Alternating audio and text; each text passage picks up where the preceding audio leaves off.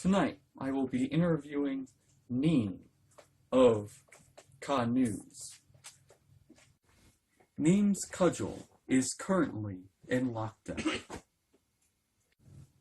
On Sunday, November 17th, Nimh will be releasing a new show. If you want to be interviewed by A Suars of News, simply go to newsinc@gmail.com. Ladies and gentlemen, I am currently sitting down with Nimh. Now, Nimh, for those who don't know, who are you and what do you do around these parts? Well, what I do is I get paid to go and do tasks for people that can't do it themselves for whatever reason. By tasks, what do you mean? What jobs do you take on? What needs to be done? Well, Nimh, for those who are completely brainless out there, probably due to radiation, what needs to be done around here and how do you do it? Okay, so some of the jobs I've been hired to do are either guarding somebody, killing somebody, retrieving an item, guarding a caravan, attacking a caravan, protecting a city, looting a city. Yes, yeah. Alright, so in general, kind of all around bounty hunter, mercenary, that kind of type. Pretty much, throw a large enough number out there and tell me what the job's about, and we'll see what we can do. Interesting. Do you enjoy the work? I wouldn't keep doing it if I didn't. Yes, this is very true. Now, there are some out there who think you go too far when it comes to engaging your assignments. Is there any truth to that, or do you think that you are just? Just is such a loose word. I mean, everybody's got their own different point of view about what's just or not. Sure. Sometimes maybe people think my tactics might be a little too aggressive, or no, I can't think of the other term right now, but yeah, too aggressive. But it gets the job done and I get paid, and there's usually not much harm to other properties that weren't constituted in the contract. Yes, usually. Usually being the key term. As I recall, there was a recent scuffle in a small bakery, and the whole place it's been leveled. So it can get out of hand sometimes. Actually, that wasn't really a fight. I was just really hungry. Oh, my mistake. That wasn't an actual bounty. No. I should talk to my sources a little bit more. So, Nimh, about yourself, why do you favor axes so much when you are dealing out punishment to your targets? That one is just an in nature kind of thing, I think. I've always been more partial to that style of weaponry over swords or maces. I hold one in my hand and it just feels right. We're meant to be kind of thing. Well, I mean, let's be honest, my friend. I mean, you used that huge cudgel of yours. You walled me one good. Oh, yeah, I don't say I don't use other weapons, but I prefer axes. Thank goodness that thing is currently on lockdown. Otherwise, I might be in danger, am I right? Your producers have an agreement with me, so I currently am not going to harm you. All right. Fair enough. Now, also, Word from our sponsors. Never mind. So, we have heard about your day job. How about you tell us a bit more about what you do in Ka? You know, you should be glad that I promised your producers already, because it's not just Caw. It's Kalamazoo Armored Wrestling, and it's a subdivision of the Mercs. Yes, Ka. Very good. And going on from that, what's your role in that company? My role in that company is I am a performer who is considered the monster of the matriarch, the mountain of the matriarch, and the self-proclaimed patron saint of axes. Yes, yes. That name, it seems to be being passed around, just hitting the airwaves. Is there a tale behind that?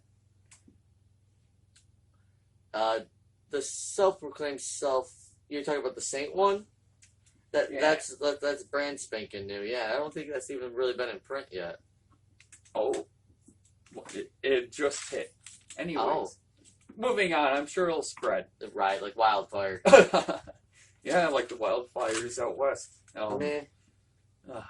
Anyway, so you are a performer in Ka, but some may think that you're a bit more, perhaps an enforcer type.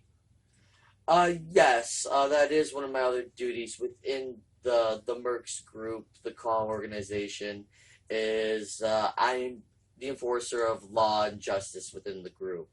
And I get to deal that justice out in my own way. In your own way, those are the words that you use. Isn't there someone who may take issue with that? I'm sure there's plenty of people who take issues with that, but I was given a job by the matriarch herself, and unless she comes back and tells me it's not my job anymore, I'm gonna do it to the best of my ability. However, there is the one big issue, the elephant in the room, to speak, and that is A that Democrat? Sorry. Philios is the voice of the matriarch. And as being her voice, doesn't he have a say in how you handle things? He has a say, but it doesn't mean I have to follow what he says. So if the voice is supposed to communicate the will of the matriarch, I don't agree with that part. Sorry. it was stated in the contract. What contract? The contract that you signed. I haven't signed a contract with anybody recently except for fighting and combat. Oh, and my bounties. Okay. Are you talking about Caw? No, I do not have a contract with Caw right now. I just work for them. I'm still a freelance independent contractor. So on that contracting work, moving on to new subjects. Oh, okay. Fair enough. I've been hearing tell of this recent tussle you had. It seems to me you were taken a bit by surprise by a certain just random felon. Yeah. So, yeah, there was a recent scuffle. A situation happened that was unplanned. I was recently at my domicile, and I can't say a gentleman, of course. My natural reaction is to, but a person looking for someone else, I believe, kicked in my door, and so I had to protect myself because I was in fear. Yeah. And word has it that you protected yourself with a piece of your own collection of weaponry. Yes, I didn't have access to my main weapons, but I used one of my secondaries that I had around. All right, and this storied weapon, what kind of weapon was it? Well, all the different reporter types have been calling it a battle axe, but in my opinion, and how I bought it, it was labeled as a dungeon axe. It's kind of like what you think of a bearded Viking axe, but a little smaller and sleeker. I would think since it's a dungeon, it's for closer quarters, narrower walls, but you could still do the work that a bearded axe would do more in the open. Now, the other reports make it out to say that you landed the first blow in that confrontation. Is that true? I believe so. The intruder had the momentary, he had kicked in the door, and there was he had the pause from his side for the door to finish opening. I didn't have to wait for the door to finish opening to react to someone kicking in my door. So you were already ready. Right. As soon as that door came flying in, I was out of my seat. So he was stepped into the apartment, and he was like a good 2.5, 3 feet into the apartment when I struck him, pretty much halfway to 3/4 past my shoe rack that I had at the time before it got broke. Now, Nimh, much of your training regimen that helped prepare you for this, most people don't know, what goes into it, but would you say that your training definitely gave you the upper hand in this confrontation? At least at first, it definitely did. There was a moment where I lost control of the axe, and we both had to scramble for it, and we both had control of it, but I don't know how hard I don't remember the strengths contest. I just, it was a stalemate over the axe. And then he started yelling at me to shut up because I was calling for, local constabulary and assistance from anybody else who could. Yeah. And he ended up, shut up. And I'm just like, well, okay, shut up. And he's like, if I let go of the axe, will you swing it at me again? And we went back and forth a few times that way. Before I said no, I wouldn't swing at him, but we went back and forth, answering and questioning, and then he ended up letting go, and I did either some sort of somersault roll or some sort of maneuver, because at this point my back was to the open doorway, and so that's where he escaped from, and I wanted to get eyes on that doorway, just to make sure he had gone or he wasn't just standing there waiting for round 2. Right. But he had left. Yeah. Well, as it turns out, from the dude's arrest record, he was actually 6 foot and 250, which has got at least 4, maybe 5 inches on me, and hopefully 25 pounds ish, maybe. He's got, I think, a little more weight on me, but it was really scary at that point when we were fighting over the axe. Was when I was the most scared. But like I said, he left and all that. But after he left and blah blah blah, I actually couldn't find my cell phone. I had no idea where it had gone, so I couldn't use it to call myself, to get help. And I ran across the hall, knocked on a door. Did anyone respond to you? Not directly. My neighbor kitty corner from me on my floor, she came out and said she had called and contacted the local peoples, and I was like, oh, thank God, thank you, and went back into my apartment to await, and I stood there in the middle-ish of the apartment, not the living room, but in the middle-ish, just watching the door. Yeah, just kind of soaking it all in, kind of. You were still kind of in that moment, weren't you? Yeah, I mean, when the police officer put his head around the corner, I didn't know what face or head was gonna show up there, Right. and thankfully it was one I didn't know, and then had a uniform, and I was like, oh, thank God! And like first things out of his mouth were, "Put down the axe." Yes. Okay, sorry. So his first reaction was put down the axe. Did you even have the axe at the time when he came around that corner? Oh yes, it was still in my hand. Like I didn't know if he was retreating to do like a feint, like a Sun Tzu maneuver, retreat and Yes. Yeah. get my guard down and come back around the other side.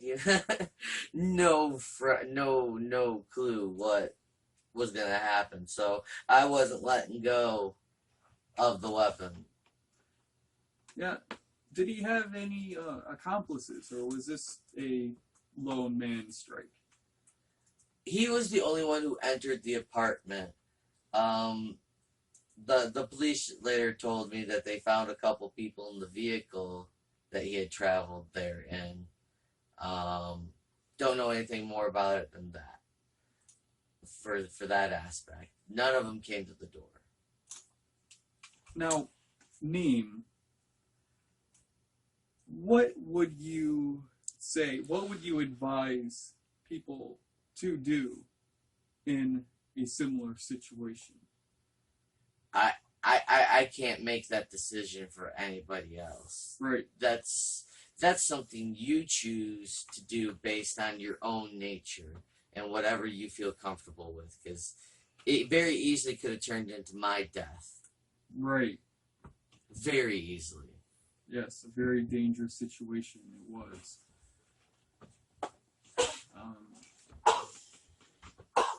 Going forward from that, what are you doing to kind of get yourself away from that shocking event? Is there something that you do to kind of psychologically just get back to life?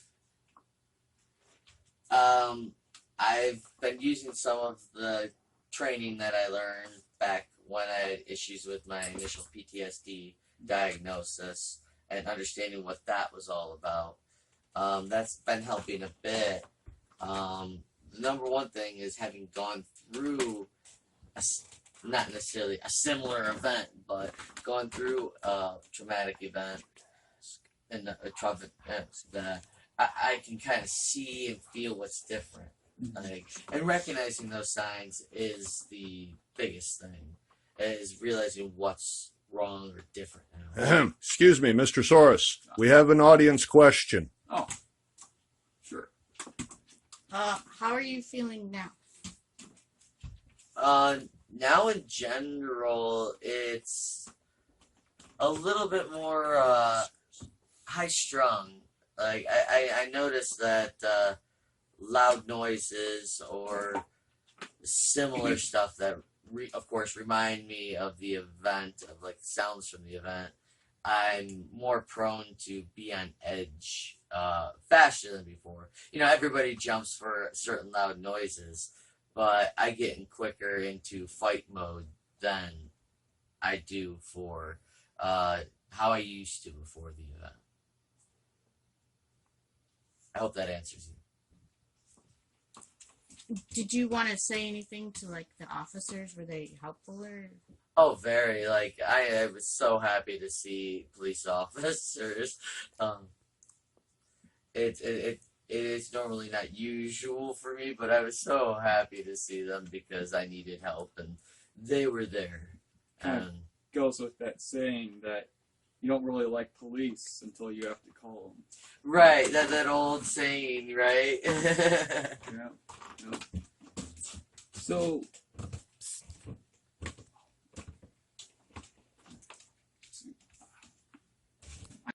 Well, Neem, we've had a good talk this evening. You have anything else to say before we leave tonight? Yes, I'd actually really like to thank the Kalamazoo County Sheriff's Department for responding as quick as they did and for apprehending him as much as they did. And that dog, whatever that dog's name, I love it.